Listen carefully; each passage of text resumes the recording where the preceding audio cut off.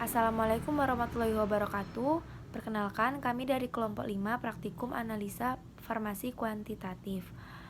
Kali ini kami akan menjelaskan mengenai bromo dan bromatometri. Adapun anggota dari kelompok kami yaitu Dela Nafira, Irfan Agustian, saya sendiri Saskia Dutania, dan Mifa Rahmayanti. Bromometri adalah metode oksidometri yang termasuk dalam bagian metode trimetri atau volumetri. Bromometri didasarkan pada oksidasi ion bromat. Dalam reaksi ini, bromat reduksi menjadi bromida. Ion terlibat dalam konversi ion menjadi Br, maka diperlukan larutan asam dalam reaksinya.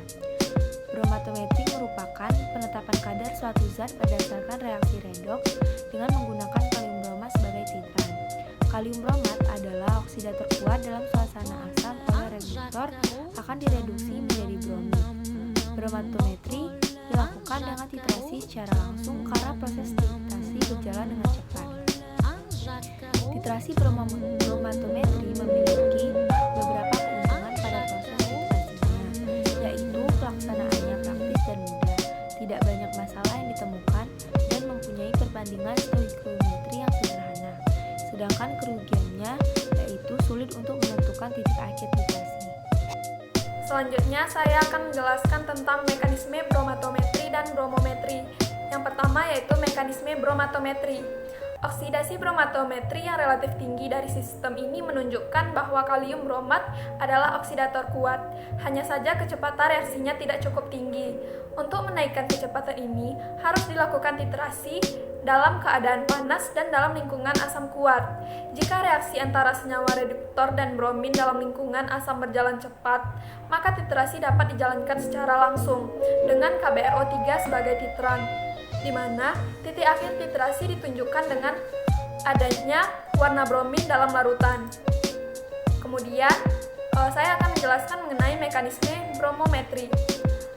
Kelebihan KBR dalam larutan menyebabkan ion bromida bereaksi dengan ion bromat, di mana reaksinya sebagai berikut: BrO3 ditambah 6H ditambah 5Br menjadi Br2 ditambah 3H2O.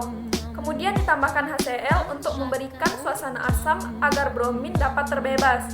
Ditambahkan Ki, maka menghasilkan iodida yang dioksidasi oleh bromin menjadi iodin, yang titrasi dengan natrium tiosulfat untuk menentukan kadar sampel. Reaksinya sebagai berikut, yaitu BrO3 ditambah 6H ditambah 6I menjadi Br ditambah 3I2 ditambah 3H2O. Kemudian dititrasi sampai sampel berwarna kuning. Kemudian titrasi dihentikan. Setelah itu, titrasi dilanjutkan kembali sampai larutan tidak berwarna. Baiklah, selanjutnya, jenis-jenis indikator pada titrasi bromatometri terdiri dari indikator sendiri, indikator amilum, dan indikator redoks. Yang pertama, indikator sendiri, yaitu apabila titran dan analit salah satunya sudah berwarna, sebagai contoh penentuan oksalat dengan permanganan, di mana larutan oksalat ini adalah larutan yang tidak berwarna, sedangkan permanganat berwarna ungu tua. Maka warna permanganat ini dapat dipakai sebagai indikator penentuan titik akhir titrasi. Yang kedua ada indikator amilum. Indikator amilum dipakai untuk titrasi redoks yang melibatkan iodin. Amilum dengan iodin membentuk senyawa kompleks, yaitu amilum dan iodin yang berwarna biru tua. Yang ketiga ada indikator redoks, yaitu indikator redoks melibatkan penambahan zat tertentu ke dalam larutan yang akan dititrasi. Zat yang dipilih ini biasanya bersifat sebagai oksidator atau reduktor lemah atau zat yang dapat melakukan reaksi redoks secara reversibel. Warna indikator dalam bentuk teroksidasi dengan bentuk tereduksinya berbeda sehingga perubahan warna ini dapat dipakai untuk penentuan titik akhir titrasi redoks. Aplikasi titrasi bromatometri dalam bidang farmasi. Pada bromatometri dalam setiap farmasi, metode penetapan kadar dengan titrasi bromatometri sangat penting karena penentuan ini digunakan untuk senyawa-senyawa obat atau sekian farmasi, khususnya yang mengandung senyawa organik aromatis yang diperlukan kadarnya, sehingga diperoleh untuk mengetahui mutu dan kualitas dari informasi tersebut.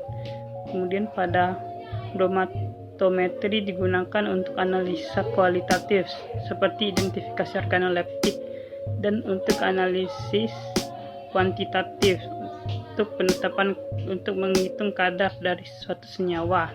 Dapat juga digunakan untuk mengetahui senyawa organik aromatis seperti fenol-fenol, asam salisilat, dan resorsinol.